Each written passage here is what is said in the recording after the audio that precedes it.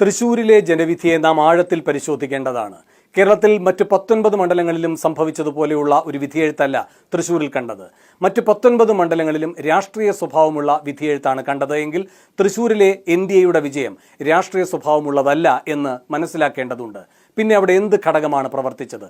നിശ്ചയമായും ഉറപ്പിക്കാൻ കഴിയും. ഈ ജനവിധിയുടെ സൂക്ഷ്മാംശങ്ങൾ പരിശോധിക്കുമ്പോൾ തൃശൂരിൽ വിജയിച്ചത് രാഷ്ട്രീയ സമവാക്യങ്ങളല്ല, പകരം BJPയുടെ NDAയുടെ സോഷ്യൽ എഞ്ചിനീയറിംഗ് വൈദഗ്ധ്യമാണ് എന്ന്. അതിന്റെ വിശദാംശങ്ങളിലേക്ക് നമുക്ക് വരാം. ഈ തെരഞ്ഞെടുപ്പിൽ ഏറ്റവും കനത്ത തിരിച്ചടി ഉണ്ടായത് ആർക്കും സംശയമില്ല K. മുരളീധരന് തന്നെയാണ്. ഒരാൾ അങ്ങേയറ്റം പരാജിതനാകുമ്പോഴാണ് അയാളെ പരാജയപ്പെടുത്തിയ സാഹചര്യങ്ങളെ സംബന്ധിച്ച മൂർത്തമായ വ്യക്തമായ കാഴ്ചപ്പാട് അദ്ദേഹത്തിന് ഉണ്ടാവുക. മുരളീധരന്റെ പ്രതികരണം തൃശൂരിൽ എന്ത് സംഭവിച്ചു എന്നതിന് രാഷ്ട്രീയ കേരളത്തിന് മുന്നിലേക്ക് വെച്ചിരിക്കുന്ന നല്ല കണ്ണാടിയാണ്. അതിൽ K. മുരളീധരൻ പറഞ്ഞൊരു കാര്യമുണ്ട്. ന്യൂനപക്ഷ വോട്ടുകൾ സ്വാഭാവികമായും UDFന് കിട്ടും എന്ന് കരുതിയെന്ന്. ഇതിൽ K. മുരളീധരൻ ഉദ്ദേശിക്കുന്ന ന്യൂനപക്ഷം നാം സാമ്പ്രദായികമായി പറയുന്ന മുസ്ലിം ന്യൂനപക്ഷമല്ല, അത് ക്രിസ്ത്യൻ വിഭാഗമാണ്. ആ വിഭാഗത്തിന്റെ വോട്ട് കിട്ടുമെന്ന് UDF ഉറപ്പിച്ചിരുന്നു. അത് അപ്പാടെ ഒലിച്ചുപോയി സുരേഷ് ഗോപിയുടെ പോക്കറ്റിലേക്ക് എന്നാണ് K. മുരളീധരൻ പറഞ്ഞത്. കൂടാതെ മുന്നാക്ക ഹിന്ദു വോട്ടും UDF പ്രതീക്ഷിച്ചിരുന്നു, അതും BJPയിലേക്ക് തന്നെ പോവുകയുണ്ടായി. അപ്പോൾ എന്തെങ്കിലും ഒരു പ്രത്യേകത സംശയിക്കേണ്ടേ? എന്താണ് BJP കേരളത്തിൽ വിജയ സമവാക്യമായി മുന്നോട്ട് വെച്ച ഫോർമുല? BJP എന്ന് വെച്ചാൽ അമിത്ഷായും മോദിയും മുന്നോട്ട് വെച്ച ഫോർമുല. BJP എന്നത് അടിസ്ഥാനപരമായി ഒരു ഹിന്ദു പാർട്ടിയാണ്. കേരളത്തിന്റെ പ്രത്യേകത എന്നത് ക്രിസ്ത്യൻ മുസ്ലിം ന്യൂനപക്ഷങ്ങൾ ചേർന്നാൽ അവർ ഭൂരിപക്ഷമാകുമെന്നതാണ്. ഈ സവിശേഷത മറ്റൊരു സംസ്ഥാനങ്ങളിലും കാണാത്തതാണ്. അതായത് ന്യൂനപക്ഷങ്ങൾ ഭൂരിപക്ഷമായിരിക്കുന്ന സാഹചര്യം. അവിടെ ഒരു ഹിന്ദു പാർട്ടിക്ക് എങ്ങനെയാണ് മുന്നോട്ട് പോകാൻ കഴിയുക? നിശ്ചയമായും BJP നേതൃത്വത്തിന് ഒരു കാര്യം അറിയാം, മുസ്ലിം വോട്ടുകൾ അവിടേക്ക് വരില്ല എന്ന്. പിന്നെ കേരളത്തിൽ ഒരു വിന്നിംഗ് ഫോർമുലയായി വരേണ്ടത് എന്താണ് BJPയെ സംബന്ധിച്ച്? നമുക്കൊക്കെ അറിയുന്നത് പോലെ ഹിന്ദു ക്രിസ്ത്യൻ ഐക്യമുണ്ടാവുക എന്നതാണ്. അത് സാധ്യമാകാതെ ഇരുന്ന പശ്ചാത്തലമാണ് കേരളത്തിൽ ഇതുവരെ ഉണ്ടായിരുന്നത്. ഈ ഏറ്റവും ഒടുവിൽ മോദിയും അമിത്ഷായും പരീക്ഷിച്ചതും അതാണ്. പക്ഷേ നമുക്ക് എല്ലാവർക്കും അറിയുന്നത് പോലെ മണിപ്പൂർ കലാപം അതിന് തിരശ്ശീലയിടുകയുണ്ടായി. ഇങ്ങനെയാണ് നാം കരുതിയത്. പക്ഷേ ഇതേ ഘടകങ്ങൾ തൃശ്ശൂരിലും കോൺഗ്രസിന് UDFന് അനുകൂലമായി പ്രവർത്തിക്കേണ്ടതായിരുന്നു. അവിടെ എന്തുകൊണ്ട് അതങ്ങനെ പ്രവർത്തിച്ചില്ല? മുരളി പറയുന്നത് പോലെ അവർ ഉറപ്പിച്ചിരുന്ന വിഭാഗം, പ്രത്യേകിച്ച് ക്രിസ്ത്യൻ ന്യൂനപക്ഷം, എങ്ങനെ സുരേഷ് ഗോപിയിലേക്ക് പോയി? അതാണ് ഒരു കടങ്കഥ പോലെ തോന്നിക്കുന്ന തൃശ്ശൂരിലെ ചോദ്യം. അവിടെയാണ് സുരേഷ് ഗോപിയുടെ ഇടപെടൽ എന്ന് വെച്ചാൽ മോദിയുടെയും അമിത്ഷായുടെയും ബുദ്ധിശാലയിൽ രൂപം കൊണ്ട സമവാക്യങ്ങളും തന്ത്രങ്ങളും എങ്ങനെയാണ് സുരേഷ് ഗോപി പയറ്റി അവിടെ വിജയിച്ചത് എന്നതിന്റെ കഥയുടെ ചുരുളഴിയുന്നത്. നമുക്കതിലേക്ക് കടക്കാം. മുരളി ശരിയായി നിരീക്ഷിച്ചതുപോലെ ഹിന്ദുക്കളുടെ വോട്ടും ക്രിസ്ത്യൻ ന്യൂനപക്ഷത്തിന്റെ വോട്ടും BJP കൈക്കലാക്കി. പിന്നെയുള്ള വിഭാഗം എന്ന് പറയുന്നത് മുസ്ലിം ന്യൂനപക്ഷമാണ്. അവരുടെ വോട്ട് ചിതറിപ്പോയി എന്ന് വെച്ചാൽ സുനിൽകുമാറിലേക്കും മുരളിയിലേക്കും ചിതറിപ്പോയി. അങ്ങനെ വന്നപ്പോൾ ഈ രണ്ട് ഏകീകരണങ്ങൾ, ഹിന്ദു ക്രിസ്ത്യൻ ഏകീകരണങ്ങൾ ഒറ്റയടിക്ക് BJPയിലേക്ക് പോയതോടുകൂടി സ്വാഭാവികമായും സുനിലിനായാലും മുരളീധരനായാലും എല്ലാ സാധ്യതകളും അടഞ്ഞു. ഇതെങ്ങനെ സംഭവിച്ചു എന്നതാണല്ലോ നാം ഇനി പരിശോധിക്കേണ്ടത്. 2019-ലും 2021-ലും സുരേഷ് ഗോപി അവിടെ മത്സരിച്ചു. ആദ്യം ലോക്സഭയിലേക്ക്, പിന്നെ നിയമസഭയിലേക്ക്. 2 ഘട്ടത്തിലും തിരിച്ചടിയാണ് നേരിട്ടത്. ആ സമയത്ത് സുരേഷ് ഗോപി എന്ത് ചെയ്തു? ഈ അമേഠിയിൽ സ്മൃതി ഇറാനി ചെയ്തതുപോലെ തന്നെയായിരുന്നു. 2014 സ്മൃതി ഇറാനി തോറ്റു. പക്ഷെ അവിടെ തന്നെ സ്മൃതി ഇറാനി താമസമുറപ്പിച്ചു, കേന്ദ്രമന്ത്രിയാക്കി രാജ്യസഭയിലൂടെ നരേന്ദ്രമോദി. എന്നിട്ട് ആ മണ്ഡലം പിടിക്കാനായി ചുമതലപ്പെടുത്തി. അവരത് നേടിയെടുക്കുകയും ചെയ്തു. ഇത്തവണ അടിപതറിയെങ്കിലും. എന്ന പോലെ 2019-ൽ തോൽവി അറിഞ്ഞതിന് ശേഷം സുരേഷ് ഗോപി എന്തായാലും തൃശൂർ വിട്ട് തിരുവനന്തപുരത്തേക്ക് പോയില്ല. അദ്ദേഹം തൃശൂരിൽ താമസമാക്കി. 2021-ൽ നിയമസഭാ തെരഞ്ഞെടുപ്പിലും മത്സരിച്ചു, അടിപതറി. പക്ഷെ അപ്പോഴും അദ്ദേഹം അവിടെ തന്നെ തുടർന്നു. അതിനുശേഷം അദ്ദേഹം ചെയ്തത് നാം ശ്രദ്ധയോടുകൂടി പരിശോധിക്കണം. പ്രബലമായ 2 സമുദായങ്ങളുടെയും ഇഷ്ടത്തോഴനായി മാറുകയായിരുന്നു സുരേഷ് ഗോപി. ഹിന്ദു വിഭാഗങ്ങളുമായി നല്ല ബന്ധം, ക്രിസ്ത്യൻ വിഭാഗങ്ങളുമായി നല്ല ബന്ധം. ഇപ്പോൾ ക്രിസ്തീയ പുരോഹിതന്മാരുമായി നിരന്തരം അദ്ദേഹം സമ്പർക്കത്തിലായിരുന്നു. കൂടാതെ ദേവാലയങ്ങൾ സന്ദർശിക്കുക, അതുപോലെ തന്നെ ക്ഷേത്രങ്ങൾ സന്ദർശിക്കുക, ഇതെല്ലാം ചെയ്തു. പക്ഷെ അപ്പോഴും ഒരു തനി സംഘപരിവാർ പ്രവർത്തകൻ എന്ന പ്രതീതി ഉണ്ടാകാതിരിക്കാൻ അദ്ദേഹം എന്ത് ചെയ്തു? ബുദ്ധിപൂർവ്വം അദ്ദേഹം മുസ്ലിം ദേവാലയങ്ങളും സന്ദർശിച്ചു. എന്നു മാത്രമല്ല അവിടെ നോമ്പുതുറയിലടക്കം പങ്കെടുക്കുകയും ചെയ്തു. സിനിമാ രംഗത്തെ സഹപ്രവർത്തകനായ KV ഗണേഷ് കുമാർ അറിഞ്ഞോ അറിയാതെയോ ആ ചിത്രം സഹിതം പുറത്തുവിടുകയും ചെയ്തു. ആ ഘട്ടത്തിൽ സുരേഷ് ഗോപി പറഞ്ഞത് എല്ലാവരുടെയും ഓർമ്മയിൽ ഉണ്ടാകും. അദ്ദേഹം പറഞ്ഞത് എന്താണ്? ഞാൻ പോയി നോമ്പുതുറയിൽ മാത്രമല്ല പങ്കെടുത്തിട്ടുള്ളത്, ഞാൻ ഈ പറയുന്ന എല്ലാ വ്രതാനുഷ്ഠാനങ്ങളും നടത്തിയിട്ടുള്ള ഒരാളാണ്, എനിക്കതിൻ്റെ ചിട്ടവട്ടങ്ങൾ മുഴുവൻ അറിയാമെന്ന്. അപ്പോൾ അത്രയും വലിയ സാഹോദര്യം, പ്രകടനപരതയല്ല, എനിക്കിതിലെല്ലാം താല്പര്യമുണ്ട്, എല്ലാ വിഭാഗങ്ങളുമായും ചേർന്ന് നിൽക്കുന്ന ഒരു മനസ്സാണ് എൻ്റേത് എന്നൊക്കെ സ്ഥാപിക്കാൻ കഴിഞ്ഞു. KB ഗണേഷ് കുമാറിൻ്റെ ഇതുമായി ബന്ധപ്പെട്ട് സോഷ്യൽ മീഡിയയിൽ പ്രചരിപ്പിച്ച ഒരു ചിത്രം അദ്ദേഹത്തിന് ആ രൂപത്തിൽ ഗുണകരമാവുകയാണ് ചെയ്തത്, ഉപകാരപ്പെടുകയാണ് ചെയ്തത്. ഗണേശൻ അങ്ങനെ ഉദ്ദേശിച്ചിട്ടുണ്ടാകില്ലായിരിക്കാം ഒരു പക്ഷേ. അപ്പോൾ ഈ സമുദായ നേതൃത്വങ്ങളുമായെല്ലാം നല്ല സൗഹൃദം. പിന്നെ നാം കണ്ടതാണ് ഈ തിരഞ്ഞെടുപ്പിന് തൊട്ടു മുമ്പ് ലൂർദ് പള്ളിയിലെത്തി അവിടെ മാതാവിന് കിരീടധാരണം ഒക്കെ നടത്തുന്നത്. എല്ലാവരും ശ്രദ്ധിച്ചൊരു കാര്യമുണ്ടാകുമല്ലോ, ഈ പറയുന്ന നിശബ്ദ പ്രചാരണത്തിൻ്റെ ദിവസം സുരേഷ് ഗോപി തൃശ്ശൂരിലായിരുന്നില്ല എന്ന്. അദ്ദേഹം പാലായിലായിരുന്നു. പാലായിലെ സമുദായ നേതൃത്വങ്ങളുമായെല്ലാം അദ്ദേഹം അന്ന് ആശയവിനിമയം നടത്തി. തിരിച്ചിറങ്ങി വന്നപ്പോൾ മാധ്യമപ്രവർത്തകർ പലവരും ശ്രമിച്ചു, എന്താണ് ആശയവിനിമയം നടത്തിയത്, എന്തൊക്കെ കാര്യങ്ങളാണ് സംസാരിച്ചത്, എന്തുകൊണ്ടിന്ന് തൃശ്ശൂരിലില്ലാതെ പോയി. പക്ഷെ നിങ്ങൾ ഓർക്കുന്നുണ്ടോ എങ്ങനെയായിരുന്നു സുരേഷ് ഗോപിയുടെ പ്രതികരണമെന്ന്? ഒരക്ഷരം പറഞ്ഞില്ല. എന്ന് വെച്ചാൽ അരമന രഹസ്യങ്ങൾ അങ്ങാടിപ്പാട്ടാക്കാൻ ഒരു ഘട്ടത്തിലും സുരേഷ് ഗോപി തയ്യാറായിട്ടില്ല.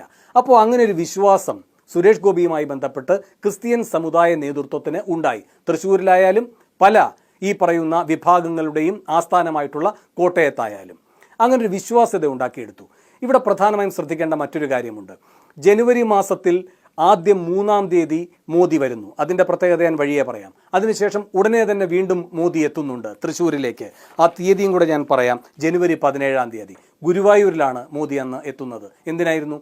സുരേഷ് ഗോപിയുടെ മകളുടെ വിവാഹ ചടങ്ങിൽ പങ്കെടുക്കാൻ. ഇതിനു മുൻപ് എപ്പോഴെങ്കിലും അങ്ങനെ ഒരു സ്ഥാനാർത്ഥിയുടെ മകളുടെ വിവാഹ ചടങ്ങിൽ പങ്കെടുക്കാനൊക്കെ കാർമ്മികനായൊക്കെ നിൽക്കുന്ന മോദിയെ കണ്ടിട്ടുണ്ടോ? അംബാനിയുടെയും അദാനിയുടെയും ഒക്കെ മക്കളുടെ കാര്യത്തിലകത്തും അത്തരം സൽക്കാരങ്ങളിലും വിവാഹ പരിപാടികളിലുമൊക്കെ മോദി പങ്കെടുക്കുന്നത് നാം കണ്ടിട്ടുണ്ടാകാം. പക്ഷേ ഇങ്ങനെ ഒരു കാര്യം നാം കണ്ടിട്ടില്ല. അതുവഴി എന്താണ് ഊട്ടിയുറപ്പിക്കപ്പെട്ടത്? അതായത് മോദിയുമായി സുരേഷ് ഗോപിക്ക് ഒരു വ്യക്തിപരമായ റാപ്പോയുണ്ട്. എന്ന് വെച്ചാൽ ഒരു ചെവി അറിയുന്നത് മറു ചെവി അറിയാതെ അങ്ങോട്ടും ഇങ്ങോട്ടും ആശയവിനിമയം നടത്താൻ കഴിയുന്ന ശക്തമായ ഒരു വ്യക്തിബന്ധത്തിൻ്റെ ധാര ഇരുവർക്കും ഇടയിലുണ്ട് എന്നതാണ് അതിലൂടെ പ്രകടിപ്പിച്ചത്. അപ്പോൾ സ്വാഭാവികമായിട്ടും ഈ ക്രിസ്ത്യൻ സമുദായ നേതൃത്വത്തിനും ആ ചുവരെഴുത്ത് വായിക്കാൻ കഴിയും. ഞങ്ങളുടെ ആവശ്യങ്ങൾ ഞങ്ങൾ സുരേഷ് ഗോപിയോട് പറയുന്നു. സുരേഷ് ഗോപി അത് പരസ്യപ്പെടുത്തി ഞങ്ങളെ അപമാനിക്കില്ല. സുരേഷ് ഗോപിക്ക് നല്ല ബന്ധമാണ് മോദിയുമായി. മോദിയോട് സുരേഷ് ഗോപി ആ കാര്യങ്ങളെല്ലാം പറഞ്ഞ് നടപ്പാക്കിയെടുക്കും. ഈ തന്ത്രപരമായ നീക്കങ്ങൾ ക്രിസ്തീയ സമുദായ നേതൃത്വത്തിൻ്റെയും അതുവഴി സഭാവിശ്വാസികളുടെയും എല്ലാം സൗഹാർദ്ദവും പിന്തുണയും നേടിയെടുക്കാൻ സുരേഷ് ഗോപിക്ക് ഗുണകരമായി വന്നു. ഇങ്ങനെ ഒരു പ്രധാനപ്പെട്ട സോഷ്യൽ എഞ്ചിനീയറിംഗിൻ്റെ ഘട്ടത്തിൽ സുരേഷ് ഗോപി വിജയിക്കുന്നു. അതുപോലെ തന്നെ ഹിന്ദു വിഭാഗത്തിലും സ്വാഭാവികമായും BJPക്ക് അവിടെ ഒരു സ്വീകാര്യതയുണ്ട്. സുരേഷ് ഗോപിക്ക് അത് ഈ പറയുന്ന തരത്തിൽ അവിടെ സജീവമായ ബന്ധം നിലനിർത്തിക്കൊണ്ട് കൂടുതൽ നേടിയെടുക്കാൻ കഴിയുന്നു.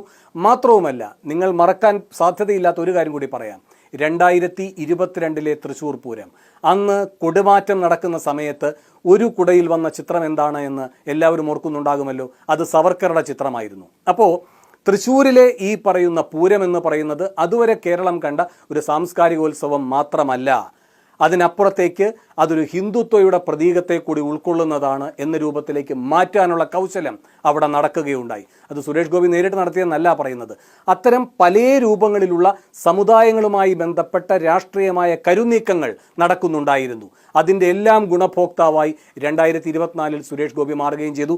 ഇപ്പോൾ ആ താളുകളൊക്കെ നാം മറിച്ചു നോക്കുമ്പോഴാണ് ഈ കാര്യങ്ങളുടെ എല്ലാം അന്തഃപുര രഹസ്യങ്ങൾ വെളിവാകുന്നത് എന്ന് മാത്രം. ഇതാണ് സോഷ്യൽ എഞ്ചിനീയറിംഗുമായി ബന്ധപ്പെട്ട് എന്തൊക്കെയാണ് സുരേഷ് ഗോപിയെ സംബന്ധിച്ച് ഗുണകരമായത് എന്ന് ആദ്യം പറഞ്ഞത്. BJPയുടെ തന്ത്രത്തിൻ്റെ രത്നചുരുക്കം ഇതാണ്: സമൂഹത്തെ സമുദായങ്ങളായി മാറ്റുന്നു. അതാണ് നാം ഇപ്പോൾ പറഞ്ഞ ഹൈന്ദവ വിഭാഗത്തിലും ക്രിസ്ത്യൻ വിഭാഗത്തിലും സുരേഷ് ഗോപി നടത്തിയ തന്ത്രപരമായ നീക്കങ്ങളുടെ കഥ.